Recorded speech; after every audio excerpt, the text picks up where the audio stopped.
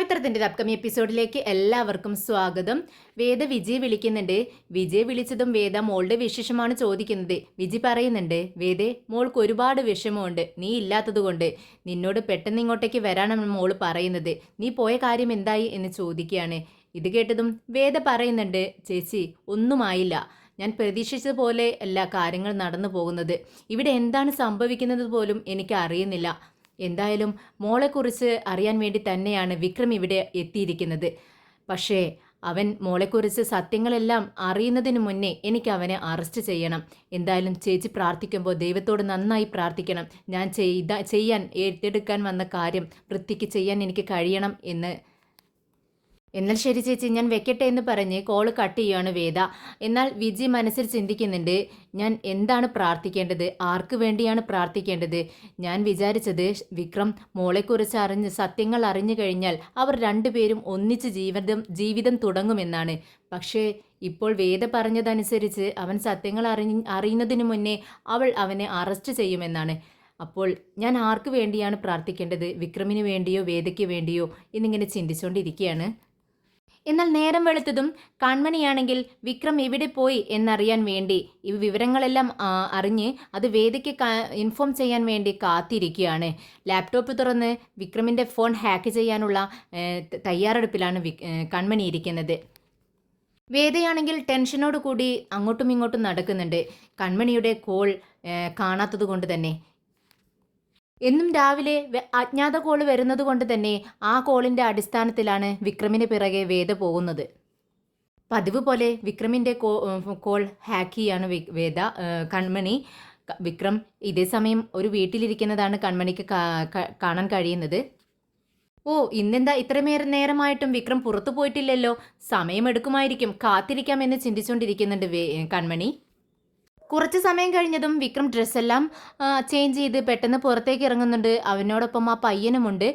ഇത് കൺമണിക്ക് മനസ്സിലാവുന്നുണ്ട്. കൺമണി ഇത് തന്നെ നോക്കിക്കൊണ്ടിരിക്കുകയാണ്. വിക്രം ഏത് വഴിയിലൂടെയാണ് സഞ്ചരിക്കുന്നതെന്ന് നോക്കിക്കൊണ്ടിരിക്കുകയാണ്. എന്നാൽ ഈ പയ്യൻ വിക്രമിനോട് പറയുന്നുണ്ട്, ചേട്ടാ നിങ്ങൾ നിങ്ങളുടെ മോളെക്കുറിച്ചല്ലേ അന്വേഷിച്ചുകൊണ്ടിരിക്കുന്നത്? ഞാനും അന്വേഷിച്ചു, എനിക്ക് ചില വിവരങ്ങളൊക്കെ കിട്ടിയിട്ടുണ്ട്. ഇത് കേട്ടതും വിക്രമിന് സന്തോഷമാവാണ്. നീ പറ, എന്താ നീ അറിഞ്ഞതെന്ന് ചോദിക്കുകയാണ്. ഇത് കേട്ടതും ആ പയ്യൻ പറയുന്നുണ്ട്, അത് ആ കളക്ടർ ഉണ്ടല്ലോ, വേദ മാഡം, ആ വേദ മാഡത്തിൻ്റെ ഒപ്പമുണ്ടായിരുന്ന ഒരു കുഞ്ഞില്ലേ, സുഡർ എന്ന് പറയുന്ന ആ കുഞ്ഞ്, പെട്ടെന്ന് ആ കുഞ്ഞിന് ഒരു ദിവസം വല്ലാതെ പനി വന്നു. അപ്പോൾ അവർ ഒരു ഹോസ്പിറ്റലിൽ കൊണ്ടുപോയി. അവിടെ ഒരു ഡോക്ടർ ഉണ്ടായിരുന്നു, ഡോക്ടർ തരുൺ കുമാർ. ഇത് കേട്ടതും വിക്രം പറയുന്നുണ്ട്, ഡോക്ടർ തരുൺ കുമാറോ? എനിക്കറിയാം അദ്ദേഹത്തെ. അതെ, ആ ഡോക്ടറാണ് മോൾക്ക് ചികിത്സ നൽകിയതും മോളെ രക്ഷിച്ചെടുത്തതും. ഓ, അങ്ങനെയാണോ? എനിക്കറിയാം ഈ ഡോക്ടറെ എന്ന് വീണ്ടും വിക്രം പറയുന്നു. ഈ ഡോക്ടർ സാറാണ് ഈ കളക്ടർ മാഡത്തിൻ്റെ ഫ്രണ്ട്. ഈ ഫ്രണ്ടാണ് കളക്ടർ മാഡത്തിനെ പഠിക്കാൻ സഹായിച്ചിട്ടുണ്ട് എല്ലാം എന്ന് പറയുന്നു കേൾക്കുന്നുണ്ട്. ഇത് കേട്ടതും വിക്രം പറയുന്നുണ്ട്, അതെല്ലാം എനിക്ക് അറിയാവുന്ന കാര്യമാണ്. പിന്നെ പയ്യൻ പറയുന്നുണ്ട്, നിങ്ങൾക്ക് ആ ഡോക്ടറെ അറിയാമെങ്കിൽ ആ ഡോക്ടറോട് ചോദിച്ചാൽ വിവരങ്ങളെല്ലാം അറിയാൻ പറ്റില്ലേ? ഇത് കേട്ടതും വിക്രമിന് പെട്ടെന്ന് മനസ്സിൽ ഒരു സന്തോഷം തോന്നുവാണ്. ശരിയാണല്ലോ നീ പറഞ്ഞത്. അപ്പോൾ അദ്ദേഹം നാട്ടിലല്ലേ? പെട്ടെന്നാണ് വിക്രം ചോദിക്കുന്നത്, അല്ല അദ്ദേഹം നാട്ടിൽ നിന്നും ഇങ്ങോട്ടേക്ക് വന്നു എന്നറിഞ്ഞു. അദ്ദേഹത്തിൻ്റെ വീട് എവിടെയാണെന്ന് നിനക്ക് അറിയാമോ? ഇത് കേട്ടതും ആ പയ്യൻ പറയുന്നുണ്ട്, എനിക്കറിയാം, ഞാൻ കാണിച്ചു തരാം, ഇവിടെ അടുത്ത് തന്നെയാണ് വീട്. ശരി, എന്തായാലും തരുൺ സത്യം പറയുമായിരിക്കും. ഇപ്പോൾ തരുൺ വേദയുടെ അടുത്തല്ലല്ലോ, അതുകൊണ്ട് ഞാൻ ചോദിക്കുന്ന സമയത്ത് സത്യം പറയുമെന്ന് എനിക്കൊരു ആത്മവിശ്വാസമുണ്ട്. ഇനി അങ്ങനെ പറഞ്ഞില്ലെങ്കിലും അദ്ദേഹത്തിൻ്റെ കാല് പിടിച്ചിട്ടാണെങ്കിലും ഞാൻ ആ സത്യം പറയിക്കും. എന്തായാലും നീ എന്നോടൊപ്പം വാ, എനിക്ക് ആ വീട് കാണിച്ചതാ, പെട്ടെന്ന് നമുക്ക് തരുൺ സാറിൻ്റെ വീട്ടിലേക്ക് പോകാമെന്ന് പറയുന്നു. ഉടനെ പയ്യനും വിക്രമും കൂടി അങ്ങോട്ടേക്ക് പോവുകയാണ്. ഇതേ സമയം കൺമണിയാണെങ്കിൽ വിക്രം ഏത് വഴി സഞ്ചരിക്കുന്നു എന്നിങ്ങനെ നോക്കിക്കൊണ്ടിരിക്കുകയാണ്. പെട്ടെന്ന് വിക്രം ഇത് മനസ്സിലാക്കിയതുകൊണ്ട് തന്നെ ആരോ തൻ്റെ ഫോൺ ഹാക്ക് ചെയ്യുന്നുണ്ടെന്ന് വിക്രമിന് മനസ്സിലായിരുന്നു. അതുകൊണ്ട് തന്നെ പെട്ടെന്ന് സ്വിച്ച് ഓഫ് ആക്കി വെക്കുകയാണ് ഫോണ്. ഇത് കണ്ടതും കൺമണിക്ക് പെട്ടെന്ന് വിവരങ്ങളൊന്നും കിട്ടാതായി. തൻ്റെ ലാപ്ടോപ്പിലേക്ക് ഒരു വിവരവും കിട്ടുന്നില്ല. പെട്ടെന്ന് ബ്ലാങ്ക് ആവുകയാണ്. അത് കണ്ടതും കൺമണി എന്തു പറ്റി എന്ന് പറഞ്ഞുകൊണ്ട് ആകെ ടെൻഷൻ ആവുന്നുണ്ട്. കൺമണി പെട്ടെന്ന് ഫോൺ എടുത്ത് വിക്രമിൻ്റെ ഫോണിലേക്ക് വിളിച്ചു നോക്കുവാണ്. അപ്പോഴാണ് സ്വിച്ച് ഓഫ് എന്ന് പറയുന്നത്. ഇത് കണ്ടതും ഈ കൺമണിക്ക് മനസ്സിലാവുന്നുണ്ട് വിക്രം ഫോൺ സ്വിച്ച് ഓഫ് ചെയ്ത് വെച്ചിരിക്കുകയാണ്. ആകെ ദേഷ്യം വരുവാണ് കൺമണിക്ക്. ഇനി എങ്ങനെ വേദയ്ക്ക് വിവരങ്ങൾ കൊടുക്കും എന്ന് ആലോചിച്ചുകൊണ്ട് കൺമണി ടെൻഷനായിക്കൊണ്ട് അങ്ങോട്ടും ഇങ്ങോട്ടേക്ക് ഇങ്ങനെ സ്പീഡിൽ നടന്നുകൊണ്ടിരിക്കുകയാണ്. കൺമണിക്ക് വിക്രമിൻ്റെ വിവരങ്ങളൊന്നും അറിയാൻ കഴിയാത്തത് കൊണ്ട് തന്നെ ഭ്രാന്ത് പിടിക്കുന്നത് പോലെ തോന്നുവാണ്. അവൾ തലയ്ക്കടിക്കുന്നുണ്ട്. അയ്യോ, ഇനി ഞാൻ എന്ത് ചെയ്യും എന്നിങ്ങനെ പുലമ്പിക്കൊണ്ടിരിക്കുകയാണ്. ഇതേ സമയം കപിലൻ വേദയോട് ചോദിക്കുന്നുണ്ട്, വേദ സമയമായല്ലോ, എന്നും നിനക്ക് ഇൻഫോർമേഷൻ തരുന്ന ആള് ഇന്ന് വിളിച്ചില്ലേ? ഇത് കേട്ടതും വേദ പറയുന്നുണ്ട്, ഇല്ല കപിലൻ, ഞാൻ ഇത്രയും നേരം വെയിറ്റ് ചെയ്തുകൊണ്ടിരിക്കുകയായിരുന്നു. ആ ഇൻഫോർമേഷൻ തരുന്ന ആള് വിളിച്ചിട്ടില്ല. വിളിക്കേണ്ട സമയം കഴിഞ്ഞു. എന്ത് പറ്റിയെന്നറിയില്ല. ഞാൻ ആ നമ്പറിലേക്കൊന്ന് തിരിച്ചു വിളിച്ചു നോക്കട്ടെ. എന്നാൽ കപിലൻ വേണ്ട എന്ന് പറയുകയാണ്. വേദ, അതെല്ലാം ഇല്ലീഗലാണ്. നീ അൺനോൺ ആ നമ്പറിലേക്ക് ഡയൽ ചെയ്യാൻ പാടില്ല എന്ന് പറയുകയാണ്. അത് കേട്ടതും വേദ മിണ്ടാതിരിക്കുന്നുണ്ട്. കുറച്ച് സമയം ചിന്തിച്ചു നിന്നതും വേദ പെട്ടെന്ന് ഫോൺ എടുത്ത് ആ നമ്പറിലേക്ക് ഡയൽ ചെയ്യുവാണ്. പക്ഷേ നോട്ട് അവൈലബിൾ എന്ന് പറയുന്നു. എന്ത് പറ്റി വേദ എന്ന് ചോദിക്കുമ്പോൾ നോട്ട് അവൈലബിൾ എന്നാണ് കപിലൻ പറയുന്നത്. അത് തന്നെയല്ലേ വേദ ഞാൻ നിന്നോട് പറഞ്ഞത്, അതിലേക്ക് വിളിക്കേണ്ട, കിട്ടത്തില്ലെന്ന് ഞാൻ പറഞ്ഞില്ലേ? ശരി, നമുക്ക് കുറച്ച് നേരം കൂടി വെയിറ്റ് ചെയ്യാം. എന്നിട്ടും ആ കോൾ കണ്ടില്ലെങ്കിൽ നമുക്ക് ഇവിടെ നിന്നും പോവാം എന്ന് പറയുകയാണ് കപിലൻ. ഇതേ സമയം കൺമണി വളരെയധികം തന്നെ കൊണ്ട് പറ്റുന്നത് പോലെയൊക്കെ കോൾ ട്രാക്ക് ചെയ്യാൻ വേണ്ടി നോക്കുന്നുണ്ട്. പക്ഷേ പറ്റുന്നില്ല. വിക്രം കോൾ തൻ്റെ ഫോൺ ഓൺ ആക്കുന്നില്ല, സ്വിച്ച് ഓഫ് ചെയ്ത് വെച്ചിരിക്കുക തന്നെയാണ്. വിക്രമും ആ പയ്യനും കൂടെ ഡോക്ടറുടെ വീട്ടിലേക്ക് പോയിക്കൊണ്ടിരിക്കുകയാണ്. കൂടെയുള്ള പയ്യൻ വിക്രമിനോട് പറയുന്നുണ്ട്, നമുക്ക് തരുൺ സാർ ജോലി ചെയ്യുന്ന ഹോസ്പിറ്റലിലേക്ക് പോവാമെന്ന് പറയുകയാണ്. ഉടനെ തന്നെ വിക്രമും ആ പയ്യനും കൂടെ ഹോസ്പിറ്റലിൽ എത്തുന്നുണ്ട്. അവിടുത്തെ ഒരു ഡോക്ടറെ കണ്ടതും തരുൺ സാർ ഉണ്ടോ എന്ന് ചോദിക്കുകയാണ്. നിങ്ങളെങ്ങനെ അറിയാം ഇവിടെ തരുൺ സാർ ഉണ്ട് എന്നുള്ള കാര്യം എന്ന് പറഞ്ഞപ്പോൾ ആ പയ്യൻ പറഞ്ഞു, ഞാനിവിടെ ഈ ഹോസ്പിറ്റലിൽ സാറിനെ കണ്ടിട്ടുണ്ടെന്ന് പറയുന്നു. എന്നാൽ ആ ഡോക്ടർ പറയുന്നുണ്ട്, സാർ ഇപ്പോൾ ഇവിടെ ഇല്ല. ഇത് കേട്ടതും വിക്രമിനാകെ വിഷമം തോന്നുവാണ്. സാർ, എനിക്ക് അവരെ കാണണം. സാർ, എപ്പോഴാണ് അവർ പോയത്? എനിക്ക് അവരെ കണ്ട് ഒരു പ്രധാനപ്പെട്ട കാര്യം ചോദിക്കാനുണ്ടെന്ന് പറയുകയാണ്. ഇത് കേട്ടതും ഡോക്ടർ പറയുന്നുണ്ട്, അവരെ കാണാൻ പറ്റില്ല, ഇപ്പോൾ എയർപോർട്ടിലായിരിക്കും, ഫ്ലൈറ്റ് കയറിയിട്ടുണ്ടാവും. ലണ്ടനിൽ ഒരു പ്രധാനപ്പെട്ട ഒരു കോൺഫറൻസ് നടക്കുന്നുണ്ട്, അതിന് പങ്കെടുക്കാൻ വേണ്ടിയാണ് പോകുന്നത്. ഇത് കേട്ടതും വിക്രം വീണ്ടും ചോദിക്കുന്നുണ്ട്, സാർ പ്ലീസ് സാർ, അവരെ കോൺടാക്ട് ചെയ്യാൻ എന്തെങ്കിലും നമ്പർ ഉണ്ടോ എന്ന് ചോദിക്കുകയാണ്. ഇത് കേട്ടതും ഡോക്ടർ പറയുന്നുണ്ട്, ഇല്ല, ഫ്ലൈറ്റ് കയറിയതും ഫോൺ സ്വിച്ച് ഓഫ് ചെയ്യും. 2 ദിവസത്തിനുള്ളിൽ പുതിയൊരു സിം എടുത്തിട്ട് എന്നെ വിളിക്കാമെന്ന് പറഞ്ഞിട്ടുണ്ട്. അങ്ങനെയാണെങ്കിൽ നിങ്ങൾ 2 ദിവസം കഴിഞ്ഞിട്ട് വരൂ. ഇത് കേട്ടതും വിക്രമിന് കുറച്ച് സമാധാനം ആവുന്നുണ്ട്. ഡോക്ടറോട് പറയുന്നുണ്ട്, ഡോക്ടർ താങ്ക് യു സാർ, എന്തായാലും ഞാൻ 2 ദിവസം കഴിഞ്ഞിട്ട് വരാം. അപ്പോൾ നിങ്ങൾ ഡോക്ടറുടെ നമ്പർ എനിക്ക് തരണമെന്ന് പറയുന്നു. അങ്ങനെ ഓക്കെ എന്ന് പറഞ്ഞ് വിക്രം അവിടെ നിന്നും ഇറങ്ങാൻ തുടങ്ങുകയാണ്. വിക്രം കൂടെയുള്ള പയ്യനോട് പറയുന്നുണ്ട്, ഇനി എന്ത് ചെയ്യും? ഇങ്ങോട്ട് വരുമ്പോൾ വളരെ പ്രതീക്ഷയോടെയാണ് വന്നത്. എല്ലാ സത്യങ്ങളും കണ്ടുപിടിച്ചിട്ട് ഇവിടെ നിന്ന് മടങ്ങൂ എന്നായിരുന്നു എൻ്റെ ഒരു സ്വപ്നം. പക്ഷേ ഒന്നും നടന്നില്ല. അങ്ങനെ സംസാരിച്ച് അവർ നടന്നുകൊണ്ടിരിക്കുകയാണ്. അപ്പോഴേക്കും കൺമണി വിക്രമിൻ്റെ കോൾ ഹാക്ക് ചെയ്യാൻ പറ്റാത്ത വിഷമത്തിലിരിക്കുകയാണ്. കൺമണി ഇങ്ങനെ വീണ്ടും വീണ്ടും ഫോണിലേക്ക് നോക്കുന്നുണ്ട്. പക്ഷേ വിക്രമിൻ്റെ ഫോൺ അപ്പോഴെല്ലാം സ്വിച്ച് ഓഫാണ്. പിന്നീട് കൺമണി ചിന്തിക്കുന്നുണ്ട്, വിക്രം എന്തുകൊണ്ടാണ് ഇങ്ങനെ ഫോൺ ഓഫ് ചെയ്ത് വെച്ചിരിക്കുന്നത്? സത്യങ്ങളെല്ലാം വിക്രം കണ്ടുപിടിച്ചിട്ടുണ്ടാവുമോ? ഞാനാണ് വിക്രമിൻ്റെ ലൊക്കേഷൻ വേദയ്ക്ക് പറഞ്ഞു കൊടുക്കുന്നത് എന്ന് അവനക്ക് മനസ്സിലായി കാണുമോ? ഒരു വേള ഫോൺ തനിയെ സ്വിച്ച് ഓഫ്, ബാറ്ററി കഴിഞ്ഞ് സ്വിച്ച് ഓഫ് ആയതാണെങ്കിൽ ഈ നേരം ഫോൺ ചാർജ് ചെയ്ത് ഓൺ ആക്കേണ്ടതായിരുന്നു. പക്ഷേ അത് കാണാത്തതുകൊണ്ട് എന്തായാലും സംശയിക്കേണ്ടിയിരിക്കുന്നു. ഇനി എന്ത് ചെയ്യും എന്ന് ചിന്തിച്ചുകൊണ്ടിരിക്കുകയാണ് കൺമണി. ദൈവമേ, ഇനി എന്ത് ചെയ്യും? എനിക്ക് ഭ്രാന്ത് പിടിക്കുന്നത് പോലെ തോന്നുന്നല്ലോ. എത്രയും പെട്ടെന്ന് വിക്രമിനെ ഇവിടേക്ക് വരാൻ പറയണം, ഇവിടെ വരുത്തിക്കണം വിക്രമിനെ.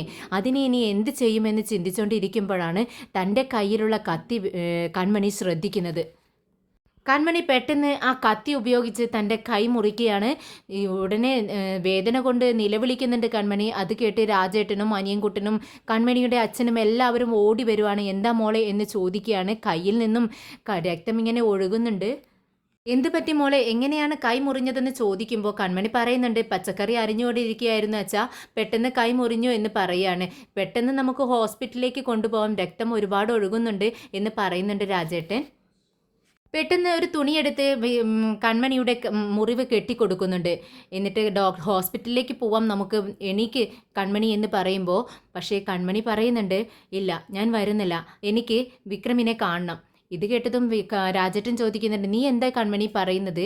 രാജേട്ടന് വിക്രം ഇവിടെ ഇല്ലല്ലോ, പിന്നെ നീ എന്താ ഈ പറയുന്നത്? അവൻ എങ്ങനെ വരാനാണ്? അവനൊരു പ്രധാനപ്പെട്ട കാര്യത്തിന് വേണ്ടി പോയതല്ലേ, അത് കഴിഞ്ഞിട്ടല്ലേ അവൻ വരത്തുള്ളൂ എന്ന് ചോദിക്കുന്നുണ്ട്. എന്നാൽ കൺമണി പറയുന്നുണ്ട്, ഇല്ല, എനിക്കിപ്പോൾ തന്നെ വിക്രമിനെ കാണണം, വിക്രം വരണം, വിക്രം വന്നാൽ എനിക്ക് സമാധാനമാവൂ, എനിക്ക് മുറിവ് പറ്റി എന്ന് പറഞ്ഞുകൊണ്ട് നിങ്ങൾ വിളിക്ക്, അപ്പോൾ വിക്രം വരും എന്ന് പറയുകയാണ്. പെട്ടെന്ന് രാജേട്ടൻ ഫോൺ എടുത്ത് വിക്രമിനെ വിളിക്കുന്നുണ്ട്. എന്നാൽ വിക്രമിൻ്റെ ഫോണിലേക്ക് പലതവണ വിളിച്ചിട്ടും ഫോൺ സ്വിച്ച് ഓഫ് എന്ന് പറയുകയാണ്. ഇത് രാജേട്ടൻ കൺമണിയോട് പറയുന്നുണ്ട്. കൺമണി, വിക്രം ഫോൺ സ്വിച്ച് ഓഫ് ആണ് വിക്രമിൻ്റെ എന്ന് പറയുന്നു.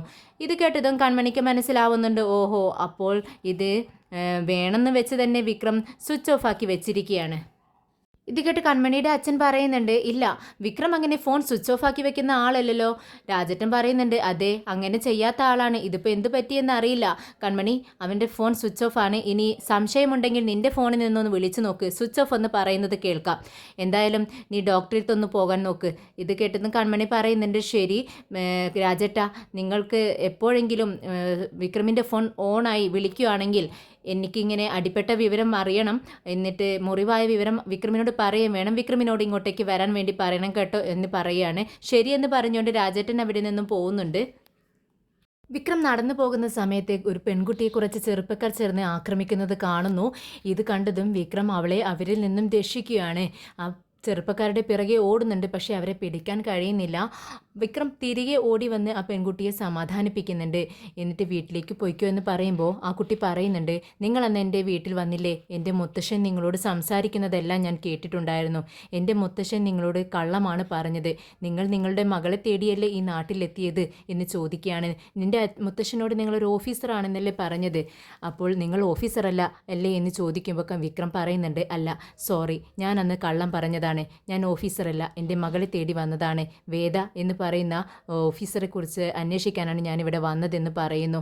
ഇത് കേട്ടുന്നു ആ കുട്ടി പറയുന്നുണ്ട്, വേദ മേഡത്തെക്കുറിച്ച് നിങ്ങളോട് പറഞ്ഞു കഴിഞ്ഞാൽ ആരോടും പറയരുതെന്ന് പറഞ്ഞിട്ടുണ്ടായിരുന്നു, അതുകൊണ്ടാണ് മുത്തശ്ശൻ നിങ്ങളോട് കള്ളം പറഞ്ഞത്. എനിക്കറിയാവുന്ന ഒരു സത്യം ഞാൻ നിങ്ങളോട് പറയാം, അത് പറഞ്ഞു എന്ന് മേഡം അറിഞ്ഞു കഴിഞ്ഞാൽ മേഡം എന്നെ വഴക്ക് പറയുമായിരിക്കും, എങ്കിലും എനിക്കറിയാവുന്ന കാര്യം നിങ്ങളോട് പറയാം. നിങ്ങളുടെ മകളുടെ വിവരങ്ങളെല്ലാം ഇവിടെ വേദ മേഡം അങ്ങനെ ഒരു കുഞ്ഞിനെ പ്രസവിച്ചിട്ടുണ്ടെങ്കിൽ ആ കുഞ്ഞിൻ്റെ വിവരങ്ങളെല്ലാം ഇവിടുത്തെ പഞ്ചായത്ത് ഓഫീസിൽ ആ കുഞ്ഞുങ്ങളുടെ വിവരങ്ങളെല്ലാം ഉണ്ടായിരിക്കും, നിങ്ങൾ അവിടെ ചെന്ന് അന്വേഷിച്ചാൽ കാര്യം മനസ്സിലാവും. ഇത് കേട്ടതും വിക്രം സന്തോഷം കണ്ട് ആ മോളുടെ മുന്നിൽ കൈകൂപ്പി നിൽക്കുകയാണ്. സന്തോഷമായടാ, എനിക്ക് ഒരുപാട് സന്തോഷമായി, ഈ വിവരങ്ങൾ എനിക്ക് പറഞ്ഞു തന്നല്ലോ, എന്തായാലും ഞാൻ പോയി അന്വേഷിക്കട്ടെ എന്ന് പറയുകയാണ് വിക്രം. ഇങ്ങനെ വിക്രം തൻ്റെ കൂടെയുള്ള ആ പയ്യനോടൊപ്പം ആ ഓഫീസിലേക്ക് സുഡറിനെക്കുറിച്ചുള്ള വിവരങ്ങളെല്ലാം അറിയുന്നതിന് വേണ്ടി പോയിക്കൊണ്ടിരിക്കുകയാണ്. ഇതേസമയം വേദയും കപിലനും വിക്രം എവിടെയുണ്ടെന്ന് അറിയാതെ ഇങ്ങനെ ആകെ വിഷമിച്ച് നിൽക്കുന്ന സമയമാണ്. പെട്ടെന്ന് വേദയ്ക്ക് മനസ്സിലൊരു തോന്നൽ വരികയാണ്. വിക്രം ഇനി അടുത്തതായി പോകുന്നത് ഈ ഓഫീസിലേക്കായിരിക്കും. സുഡർ ജനിച്ച സമയവും പേരും വിവരവും എല്ലാം അടങ്ങുന്ന ആ ഓഫീസിലേക്കായിരിക്കും വിക്രം ഇനി നെക്സ്റ്റ് ടൈം പോകുന്നുണ്ടാവുക എന്നിങ്ങനെ വേദയ്ക്ക് മനസ്സിൽ തോന്നുകയാണ്. ഉടനെ കപിലിനോട് പറയുന്നുണ്ട്, നമുക്ക് പെട്ടെന്ന് തന്നെ പഞ്ചായത്ത് ഓഫീസിൽ നമ്മൾക്ക് എത്തണം. അതെന്താ വേദ നിനക്കിപ്പോൾ പെട്ടെന്ന് അങ്ങനെ തോന്നാൻ എന്ന് കപിലൻ ചോദിക്കുന്നുണ്ട്. ഉടനെ വേദ പറയുന്നുണ്ട്, ഇത് എൻ്റെ സ്വന്തം കാര്യത്തിന് വേണ്ടിയാണ് ഞാൻ പോകുന്നത് കപിലൻ, എൻ്റെ മോളുടെ ഒരു ആവശ്യത്തിന് വേണ്ടി. ഇനി വിക്രം നെക്സ്റ്റ് ടൈം പോകുന്നത് ഈ ഓഫീസിലേക്കായിരിക്കും, എനിക്കങ്ങനെ തോന്നുന്നു. ഇനി അവൻ്റെ അവസാനത്തെ ഒരു അടവ് അതായിരിക്കും. അവിടെ ചെന്നാൽ അവനക്ക് വിവരങ്ങളെല്ലാം കിട്ടും, പിന്നെ ഒരു സംശയം വേണ്ട, അവൻ സത്യങ്ങൾ അറിഞ്ഞു കഴിഞ്ഞാൽ പിന്നെ എന്താ സംഭവിക്കുകയെന്ന് എനിക്കറിയില്ല. കപിലൻ പെട്ടെന്ന് നമുക്ക് പോകണമെന്ന് പറഞ്ഞുകൊണ്ട് വേദ കപിലനെയും വിളിച്ചുകൊണ്ട് വണ്ടിയിൽ കയറുവാണ്. പതിവ് പോലെ തന്നെ ഒരേ സമയം വിക്രമിൻ്റെ പിറകെ വേദയും പോകുന്നുണ്ട്.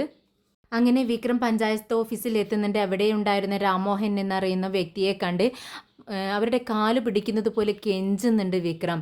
പ്ലീസ് സാർ, എനിക്ക് ഒരു വിവരം അറിയാൻ വേണ്ടിയാണ്, ആ റെക്കോർഡൊന്ന് വേണം, ഞാൻ കോപ്പി ചെയ്യേ ഫോട്ടോ എടുക്കുക ഒന്നും ചെയ്യത്തില്ല, അതിലൊന്നും നോക്കി അതിലുള്ള വിവരങ്ങൾ മാത്രം എനിക്ക് അറിഞ്ഞാൽ മതി, പ്ലീസ് സാർ, എൻ്റെ ജീവിത പ്രശ്നമാണ് എന്നൊക്കെ പറഞ്ഞുകൊണ്ടിരിക്കുന്നുണ്ട് വിക്രം. പക്ഷേ ആ ഓഫീസർ സമ്മതിക്കുന്നില്ല. ഈ വിക്രം എന്ത് പറഞ്ഞാലും ഓഫീസർ പറയുന്നുണ്ട് ഇതെല്ലാം രഹസ്യമായി വെക്കേണ്ട കാര്യങ്ങളാണ്. നിങ്ങൾക്കങ്ങനെ ഒരു തെളിവുകളും തരാൻ എനിക്ക് കഴിയില്ല.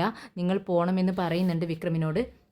സർ പ്ലീസ് സർ, ഞാനൊരു ഫോട്ടോ പോലും എടുക്കില്ല. ഞാനൊന്ന് നോക്കുക മാത്രമേ ചെയ്യൂ. പ്ലീസ് സർ, എനിക്ക് ഒന്ന് തന്നേക്കണം. ഞാനൊന്ന് നോക്കട്ടെ സർ എന്ന് പറയുകയാണ് വിക്രം. ഇത് കേട്ടതും ആ ഓഫീസർ പറയുന്നുണ്ട് നിങ്ങൾക്കെന്താ ഞാൻ പറഞ്ഞത് മനസ്സിലാവുന്നില്ലേ? നിങ്ങൾ ഇവിടെ നിന്നും പോകണം. എനിക്കൊന്നും ഒരു റെക്കോർഡും നിങ്ങളെ കാണിക്കാൻ പറ്റത്തില്ല. പ്ലീസ് ഇവിടെ നിന്നും പോകൂ എന്ന്, എനിക്ക് ഒരുപാട് ജോലികൾ ബാക്കിയുണ്ട് ചെയ്തു തീർക്കാൻ എന്ന് പറയുന്നു. പെട്ടെന്ന് വിക്രം തൻ്റെ പോക്കറ്റിലുണ്ടായിരുന്ന കുറച്ച് ക്യാഷ് എടുത്ത് അദ്ദേഹത്തിൻ്റെ മുന്നിൽ വെച്ച് കൊടുക്കുകയാണ്. ഇത് കണ്ടതും ആ ഓഫീസർക്ക് ദേഷ്യം വരുന്നുണ്ട്. പെട്ടെന്ന് ഫോൺ എടുത്ത് ഞാൻ പറയുന്നുണ്ട് നിങ്ങൾ എന്താ വിചാരിച്ചത് എന്നെക്കുറിച്ച്? ഞാൻ കൈക്കൂലി വാങ്ങുന്ന ആളാണെന്ന് വിചാരിച്ചോ? ഞാൻ പോലീസിനെ വിളിക്കട്ടെ എന്ന് പറയുകയാണ്. ഉടനെ വിക്രം കെഞ്ചിക്കൊണ്ട് പറയുന്നുണ്ട് സർ പ്ലീസ് സർ, വിളിക്കരുത്. ഇത് കൈക്കൂലിയൊന്നുമല്ല. ഒരു അച്ഛൻ മകളെ കണ്ടുപിടിക്കാൻ തരുന്ന ഒരു കാണിക്കയാണെന്ന് മാത്രം വിചാരിച്ചാൽ മതി.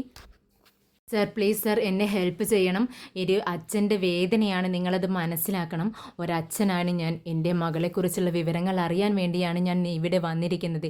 എന്നെ ഒന്ന് ഹെൽപ്പ് ചെയ്യണം സർ എന്നിങ്ങനെ വളരെ വിഷമത്തോടു കൂടി കൈകൂപ്പി നിൽക്കുന്ന വിക്രമിനെ കാണുമ്പോൾ അദ്ദേഹത്തിൻ്റെ മനസ്സ് കുറച്ച് അലിവ് തോന്നുകയാണ്.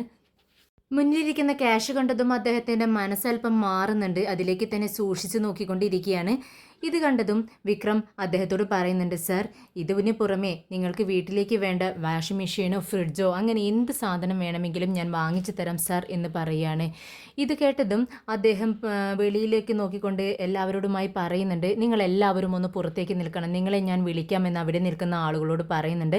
അവരെല്ലാം ഓഫീസിൻ്റെ പുറത്തേക്ക് മാറി നിൽക്കുകയാണ്. അങ്ങനെ വിക്രമിൻ്റെ കയ്യിൽ നിന്നും ആ കൈക്കൂലി വാങ്ങുന്നുണ്ട് അദ്ദേഹം ഒപ്പം പറയുന്നുണ്ട് ഇങ്ങനെ ഞാൻ ആരുടെ കയ്യിൽ നിന്നും ക്യാഷ് വാങ്ങാറില്ല. ഇത് കൈക്കൂലിയായി നിന്ന് വിചാരിക്കരുത്.